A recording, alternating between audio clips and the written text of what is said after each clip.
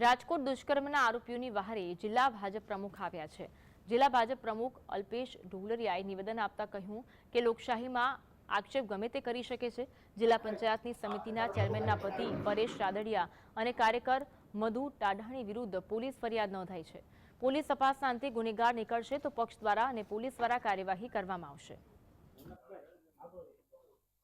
કે પોલીસ જે રીતને એફઆરઆઈ દાખલ કરી છે, પોલીસ અત્યારે તપાસ કરે છે અને તપાસની અંતે ગુનેગાર હશે તો એને પાર્ટી એની રીતે એક્શન લેશે અને પોલીસ એની રીતે એક્શન લેશે। અને પોલીસના નિવેદનોમાં પોલીસ એની પાસે જે નિવેદન લે છે એમાં એ નિર્દોષ હશે તો પોલીસ એની કામગીરી અત્યારે કરે છે। ભારતીય જનતા પાર્ટીએ ક્યારેય કોઈ પણ પ્રકારના ગુનેગાર હોય એની ઉપર એક્શન લેવામાં રોક લેતા નથી અને અત્યારે એ રીતની કામગીરી કરી છે, એફઆરઆઈ દાખલ કરી છે। હવે તપાસ આખો વિષય છે પોલીસ તપાસનો છે, પોલીસ તપાસની અંતે ગુનેગાર હશે તો એવી રીતે એક્શન લેશે।